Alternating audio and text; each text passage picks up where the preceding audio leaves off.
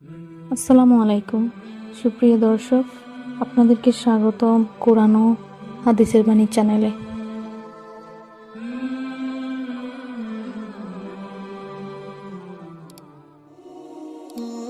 আজকে আমরা জানব সূরা ফালাক এবং নাস নাজিল হওয়ার প্রেক্ষাপট কি, কেন এই সূরাগুলো নাজিল হয়েছিল। বিসমিল্লাহির রহমানির রহিম। সূরা ফালাক এবং নাস নাজিল হওয়ার প্রেক্ষাপট কি? এই সূরা আমল করলে জাদুটোনা বা অন্যের অনিষ্ট হতে হেফাজত থাকা যায়।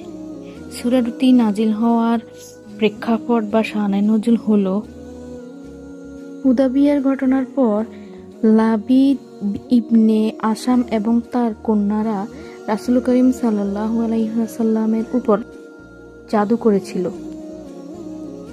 ফলে তিনি কিছুটা কষ্ট অনুভব করেন এবং অসুস্থ হয়ে পড়েন। ফেরেশতাদের মাধ্যমে আল্লাহ তাআলা জাদুকরের নাম এবং কোথায় কিভাবে জাদু করা হয়েছে এই সম্পর্কে জানিয়ে দিয়েছেন।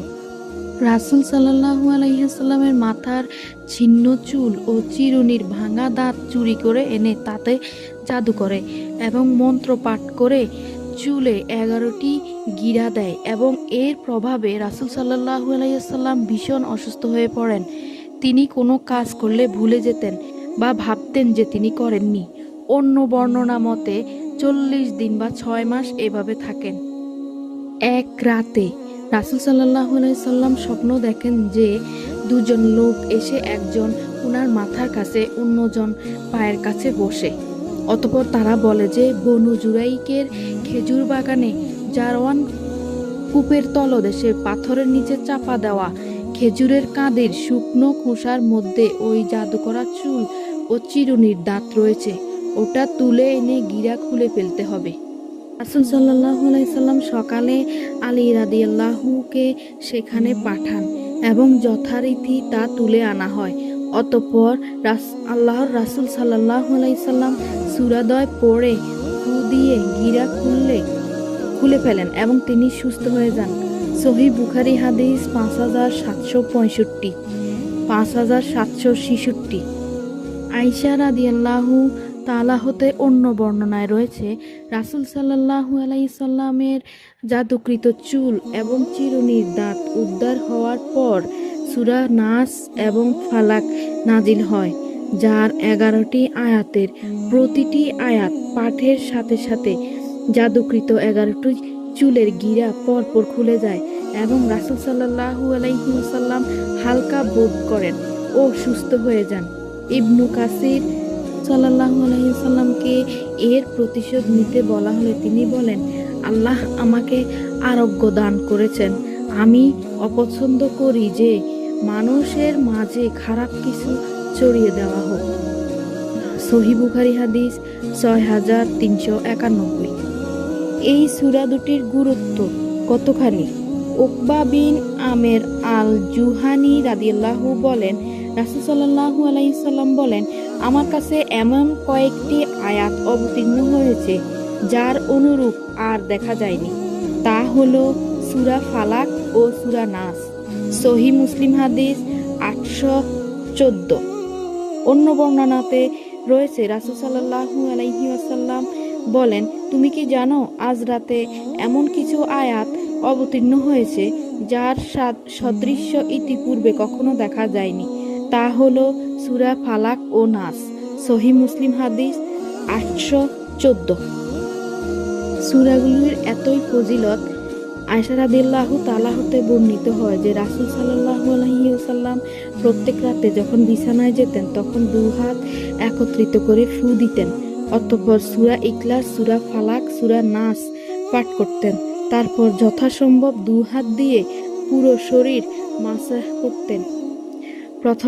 তিনি প্রথমে মাথা, মুখমণ্ডল ও শরীরের সম্মুখ ভাগ থেকে শুরু করতেন। সহিহ বুখারী হাদিস 5017।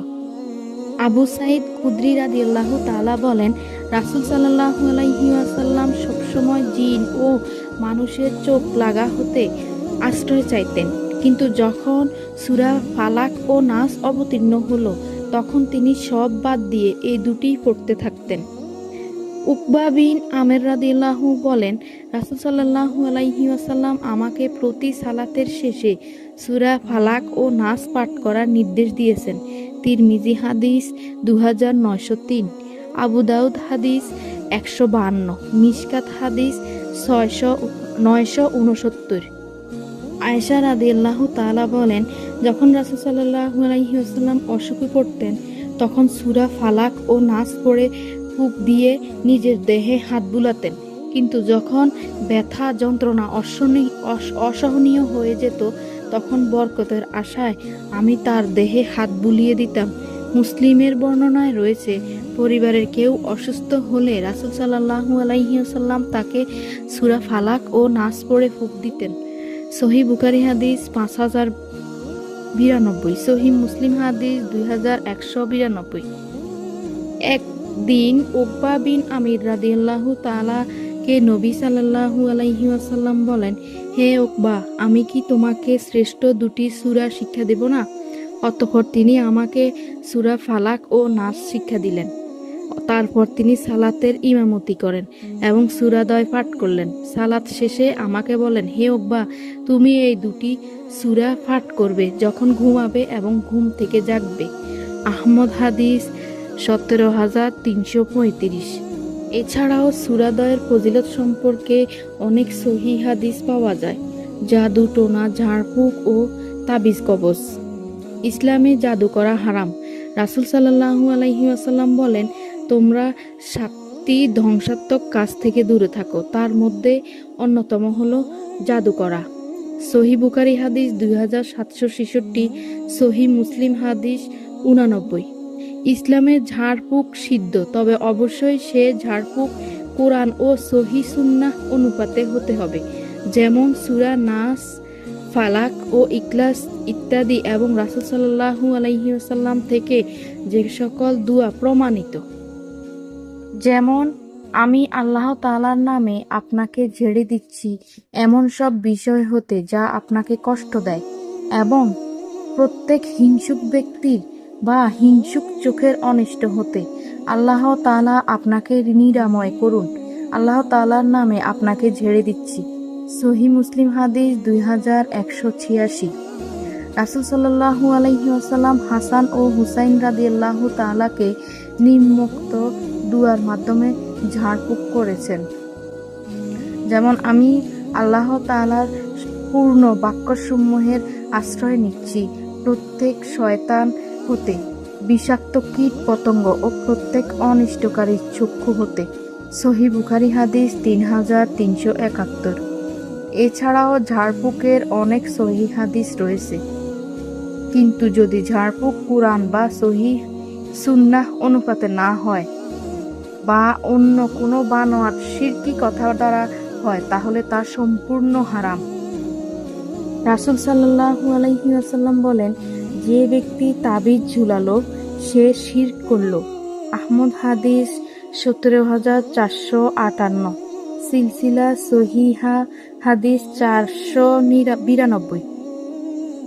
গিরাতে ফুকদানকারী প্রত্যেক জাদুকারেরই ও জাদুকর যারা মানুষের ক্ষতি করে থাকে।